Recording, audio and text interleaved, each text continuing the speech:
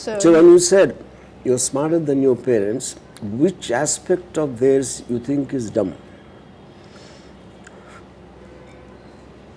Okay. Don't feel embarrassed. You should just we're having a man-to-man talk here. Or a child-to-child talk, if you feel. Yeah. I said that with the most respect I could, because you said Jesus was watching. But either way, I probably would have said me, because But okay, so which aspect do I think is not as smart? Dumb. Dumb. Okay, then let's go. Don't with that. try to. Perhaps general knowledge about certain things. Okay, fine, fair enough. Yeah. So. Now, when you said you're more connected here than to Poland, and since you live there, maybe now you live somewhere else, fine. But if you, let us for a second imagine you live only there. So one person belonging to one country, loving another country, don't you think it comes under doing some kind of injustice to being disloyal to your own land, especially motherland? People just generally want to be very grateful and loyal to the motherland, and you are betraying Poland and your mother. I wouldn't say I'm betraying. I do still respect Poland a lot, Don't give me consolation prize. Okay. Here the matter is about making a choice only between two. I love you too. No, that doesn't work. Well, when I was little, I was always... most children were a mommy's boy, but I was a daddy's boy when I was very young, because my mom was always at work, So you're betraying your mother also? Well, I'm not... Yes. Okay, yeah, okay, when you take, when I see your mother's picture, you take and she gave you birth, and she went through all the trouble, and you're betraying your mother. So... What? I want an answer for this. You say, either you say yes or no. What's the question? You love your father more than your mother, is what you said. You love your fatherland more than your motherland. These are the second two questions. So it just comes under betrayal, both your mother and your motherland. That's what I'm saying. I disagree, because... and then you have to give me an answer. Okay, okay, let me do that then. Okay, so I disagree with what you said, because you can still, when you are further pushed... Let us imagine this interview will never be seen by your father and mother. Okay. This is all hypothetical. Nothing is real. It's just like I'm throwing a situation at you. If your mom and dad would never see this this interview, would your answer be different? No. It would still be the same. It will be still vague. Right now you're being vague, and even then it will be vague. If I were you, I would answer. It is not as simple as just saying, I love this, I love that. There will be aspects of it. What you connect here, what you connect there. And so it is impossible to mix up. But eventually one thing has to outweigh the other. Because you can't have the cake and eat it too, if that is the situation.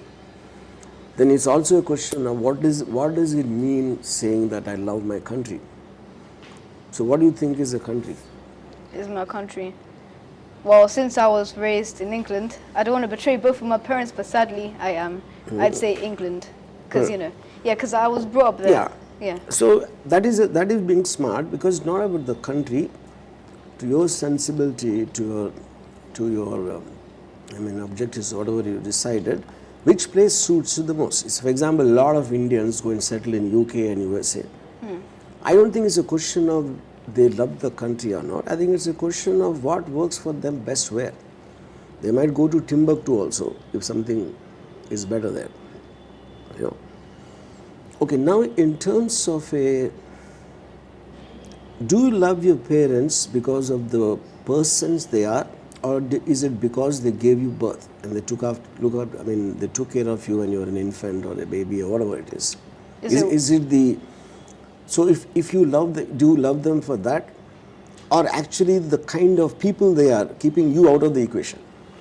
So is it like, do I have to pick like either one or the other? Or? No, I'm giving you I'm asking you which quality is why you are so close and bound to your parents. Probably because of the kind of person they are, like. No, kind of person they are means, first of all, in your age you would have not met. For example, if you are not they were not your parents, they're people, and you meet someone else. You meet someone else, and all of them, I would refuse to believe that you think in all the people, only your parents are good persons, or whatever persons you think they are.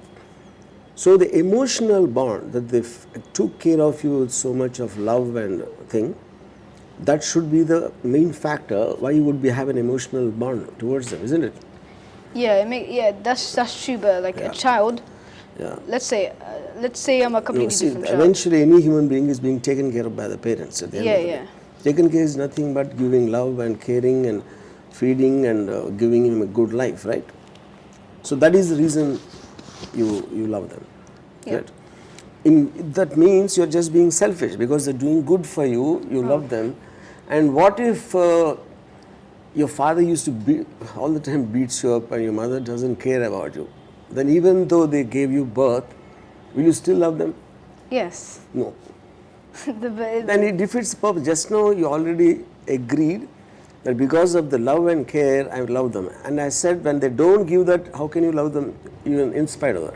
I'm a very confusing person. You know, I have bonds with people, and that's based off of the friendship and how much time is spent with them and how many good memories we have and all of that stuff. So yeah, I'm a very confusing person. I have lots of opinions that contradict each other, but yeah. But that's the correct answer. But that is not the correct answer. Okay, I'll put it in another way. What if you are born to Osama bin Laden? Would you still love him? No. Yeah. Which means you're again making character judgments. It depends. It is a character judgment eventually, but he actually is given birth. You wouldn't be there without him. Wait, so he gave birth to me? No, I'm asking hypothetically. Oh yeah. In other words, if your parents are bad, in your view, I'm saying, in the world's view, and then good in the same context. So then it comes either you are selfish about yourself, and because they added to you in love and care and whatever physical things you need, because of that. So they served your self-interest. That also proves when they go the opposite, you should hate them. Okay. What? Yeah, I'm just thinking, because you said a lot of things there, But okay, I understand your basic point. So see, my whole point is nothing but I'm trying to just kind of peel off all the hypocrisy around relationships and trying to get at the basic of it.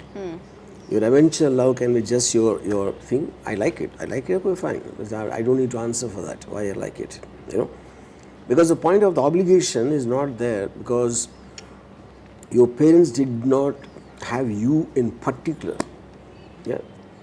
This guy called Zach is who I want. Whoever they gave birth to, they would have done the same. So there is nothing special about you. Okay, so they did not give you any undue kind of a thing where you have to be grateful to them for the rest of your life. That is just a biological accident that you were born. You in particular, I am saying. So then when you don't need to be grateful to your parents, it follows that you have to do what is best for you. So my basic objective by the end of this interview, I want you to leave your parents and teachers and everything and just have a great life. Okay then.